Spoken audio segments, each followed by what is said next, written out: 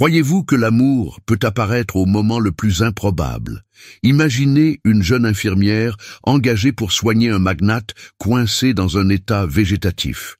Tout le monde autour d'elle lui dit qu'il est impossible de le sauver, mais elle refuse d'abandonner. Entre conversations à sens unique, chats mystérieux et spectacles improbables, quelque chose d'incroyable se produit. Il donne le premier signe de vie. Ce qui a commencé comme un simple travail se transforme en une histoire de dépassement, d'humour et d'amour qui défie toutes les attentes. Êtes-vous prêt à découvrir comment un simple geste peut tout changer? Ce manoir ou ce mausolée? Marmonna Clara, en garant sa moto devant l'immense entrée de la Villa Salgado. L'endroit était intimidant, de hauts murs, d'immenses fenêtres et un silence qui semblait résonner. Elle ôta son casque, se coiffa et prit une profonde inspiration. Premier jour, Clara, il est temps de briller, ou du moins de ne pas tout gâcher. Le majordome, un homme grand et sérieux, ouvrit la porte avant qu'elle ne sonne. « Mademoiselle Duarte ?» demanda-t-il en l'analysant d'un regard qui semblait alourdir son âme. « C'est moi, Clara Duarte, la nouvelle infirmière », répondit-il avec un large sourire. Le majordome n'a pas répondu. « Entrez, Madame Salgado attend. » En entrant, Clara ne put cacher son étonnement. L'intérieur de la maison ressemblait à un musée, du marbre au sol, des lustres en cristal et des portraits qui regardaient comme s'ils jugeaient votre présence.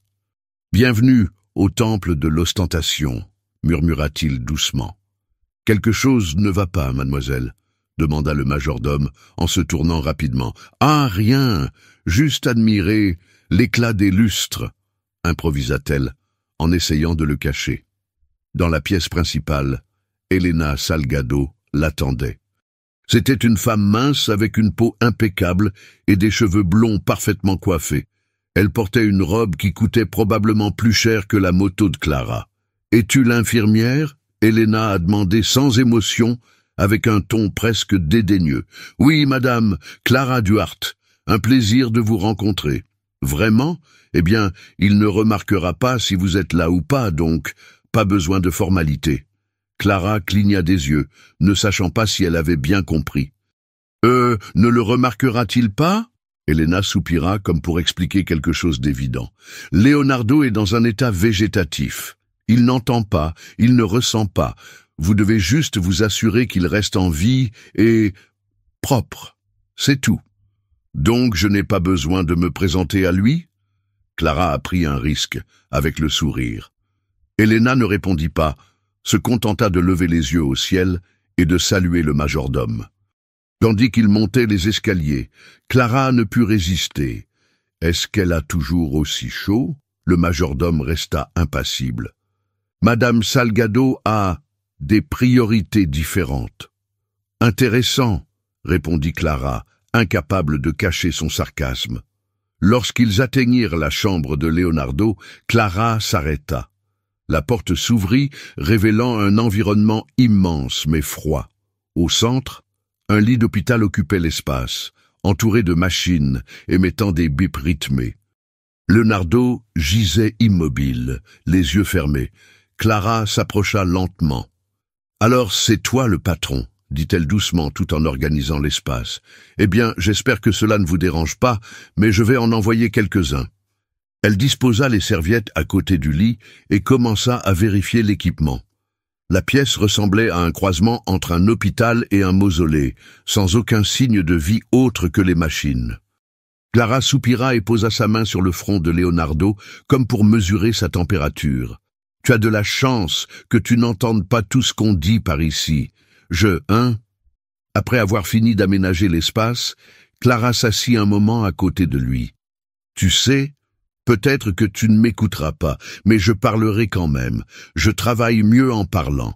Donc, si quelque chose ici te met sous la peau, cligne des yeux, ou quelque chose comme ça. » Elle attendit une seconde, puis rit toute seule. « Je plaisante. Si vous clignez des yeux, c'est moi qui vais avoir besoin de soins médicaux. » Clara resta dans la pièce encore un moment, ajustant la position de Leonardo, vérifiant les appareils et réfléchissant à ce qui l'attendait. Je sentais déjà que ce manoir recelait plus de secrets qu'aucun contrat ne pouvait le prédire. Clara entra dans la chambre de Leonardo avec la même détermination que la veille. « Bonjour, patron », dit-elle, comme si elle s'adressait à un collègue dans un bureau. « Le dîner est servi, mais ne vous inquiétez pas, le menu d'aujourd'hui est liquide et plein de nutriments. La haute cuisine des suppléments. » Tout en préparant la seringue d'alimentation, Clara poursuivait la conversation. « Tu sais, Leonardo, on m'a dit que tu étais un homme important, homme d'affaires, visionnaire, mais personne ne m'avait prévenu que ce serait si calme ici. Le bruit de mon ancien quartier me fait presque regretter. » Elle inséra le tube avec précaution, ajustant l'équipement. « Écoute, je sais que tu ne m'entends probablement pas, mais j'aime parler, ça aide le temps à passer, tu sais.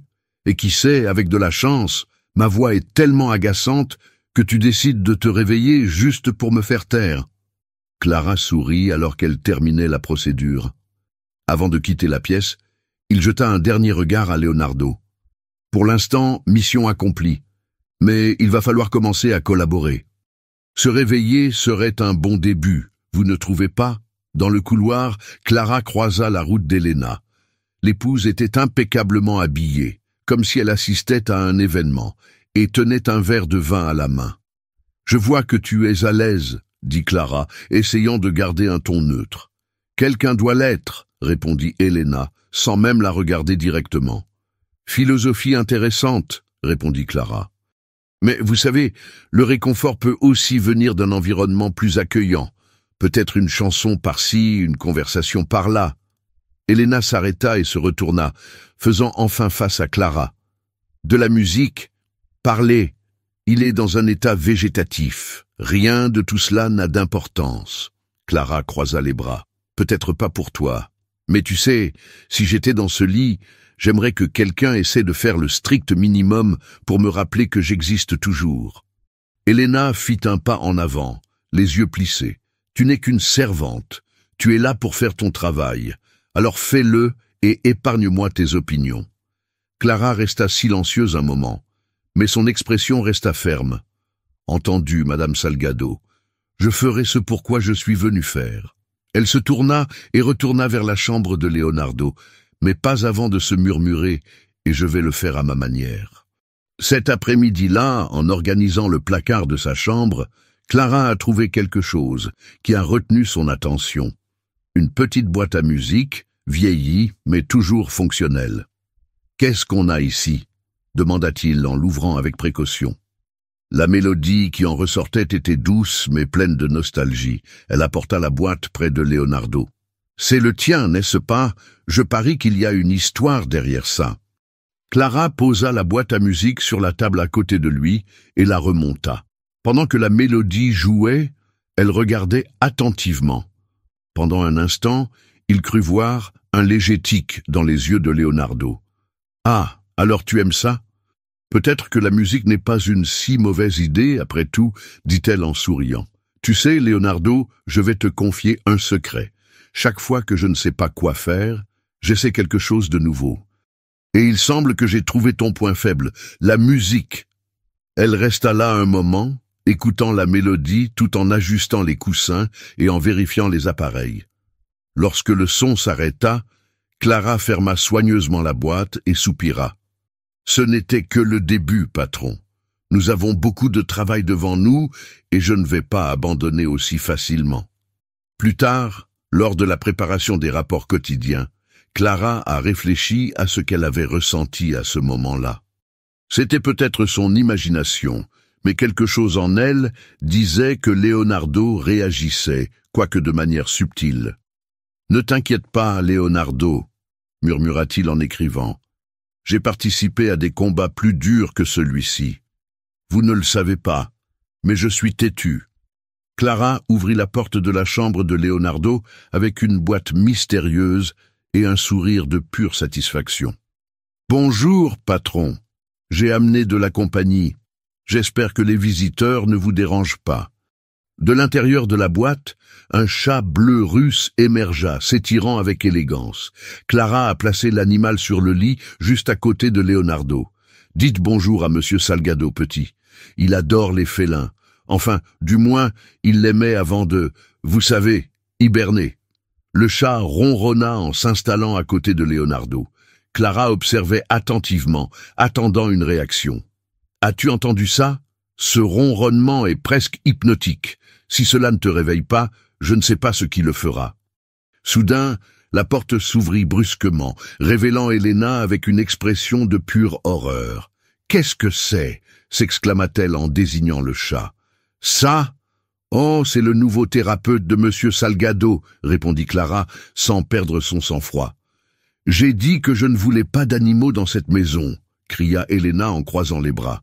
« Et j'ai dit que je ferais n'importe quoi pour aider votre mari, » répondit Clara. « Si cela inclut un chat, alors ce sera un chat. » Helena roula des yeux visiblement frustrés. « Tu es impossible. »« Merci, j'entends ça depuis le lycée, » répondit Clara, avec un faux sourire. Plus tard, Clara a emmené Leonardo au jardin pour une petite expérience. « D'accord, patron. Showtime. J'espère que vous êtes prêts pour quelque chose de spécial. » Sur la pelouse, un cheval majestueux, guidé par un entraîneur, entame une démonstration de mouvements gracieux. « On dit que tu aimes les chevaux, alors j'ai pensé que cela pourrait aider, » dit Clara en ajustant la position de Leonardo dans le fauteuil. Elle observa attentivement le spectacle qui se déroulait. Le cheval trottait, tournait et bougeait avec une précision impressionnante. Clara gardait les yeux fixés sur Leonardo. « Juste un signe, patron. N'importe quoi. Un clin d'œil, un doigt qui bouge. » Et puis c'est arrivé. Un léger mouvement du doigt de Leonardo attira son attention. « Attends, tu as fait ça ?» Clara se pencha plus près, croyant à peine ce qu'elle voyait. « Tu vois, même toi, tu trouves ce cheval incroyable !» Clara ressentit une vague d'émotion, mais avant de pouvoir célébrer, Helena réapparut, accompagnée de 2 membres du personnel de maison. « Que se passe-t-il ici? Pourquoi est-il hors de la pièce? Et quelle est cette scène ridicule ?»« Ridicule ?» dit Clara, restant calme. « Je pense que M. Salgado ne serait pas d'accord. Il vient de déménager. Et c'est plus de progrès que tout ce qui s'est passé ces derniers mois. » Helena rit avec dédain. « Oh, s'il te plaît, il n'a pas bougé. Tu délires. »« Délirant? Vous voulez parier? Restez ici et regardez, » répondit Clara d'un air de défi. Helena croisa les bras, mais avant qu'elle puisse répondre, le chat grimpa sur les genoux de Leonardo en ronronnant bruyamment. Clara regarda Helena et dit « Tu vois, même son thérapeute est convaincu que nous sommes sur la bonne voie. » Helena renifla, mais quelque chose dans son regard semblait moins sûr. Clara, en revanche, sentait sa détermination grandir. « Vous ne le croirez peut-être pas, mais je sais qu'il se bat pour revenir, et tant qu'il se battra, moi aussi. » Cette nuit-là, tandis que Clara prenait des notes sur la journée, elle réfléchissait à la réaction de Leonardo. Même si c'était petit, c'était une victoire, et elle savait qu'elle ne s'arrêterait pas là. « Préparez-vous, patron. Ce n'est que le début, » se dit-elle avec un sourire confiant. Clara poussa le fauteuil roulant de Leonardo sur le balcon, où le soleil du matin illuminait doucement le jardin. « Bonjour, patron. Prêt pour une autre journée de thérapie avec l'infirmière la plus insistante du monde ?»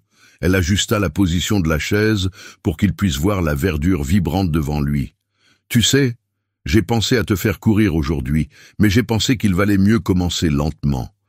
Je ne veux pas que tu te plaignes que je deviens trop dur tôt. » Clara prit la main de Leonardo et commença les exercices quotidiens. « Allez, patron, bouge un doigt, juste pour que je sache que tu trouves toujours mes mauvaises blagues drôles. » Tandis qu'elle effectuait les mouvements avec patience et soin, Helena apparut à la porte, regardant les bras croisés. « Vous insistez toujours pour ce théâtre ?» demanda-t-elle avec son ton acide habituel. Clara releva la tête, mais resta calme. « Du théâtre? Non, je préfère appeler ça de la détermination, quelque chose que tu devrais peut-être essayer un jour. » Helena renifla, mais ne répondit pas.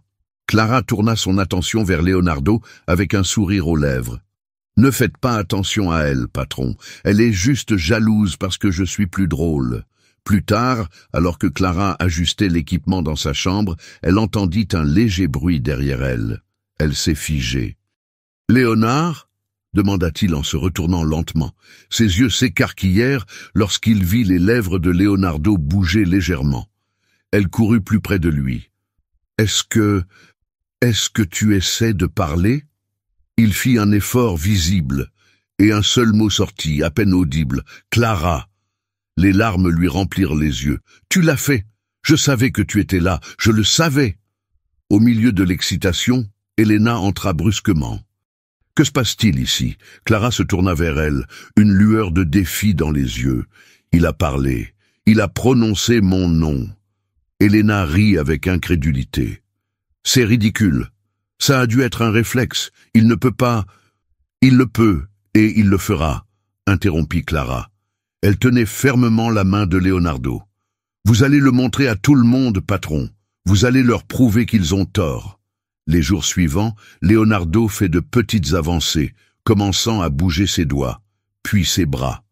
Chaque progrès était célébré par Clara comme une grande victoire, jusqu'à ce qu'un après-midi, alors que Clara aidait Leonardo à manger, il la regarda directement. « Clara, tu m'as sauvée. » Elle resta un moment sans voix, avant de répondre par un sourire. « Vous avez fait tout le travail dur, patron. J'étais juste là pour vous donner un petit coup de pouce. » Quelques semaines plus tard, Leonardo surprenait à nouveau tout le monde, cette fois avec une demande à laquelle personne ne s'attendait. « Clara, épouse-moi. » Clara s'est étouffée avec ce qu'elle buvait. « Quoi? Tu viens d'apprendre à parler et tu demandes déjà à quelqu'un de t'épouser ?»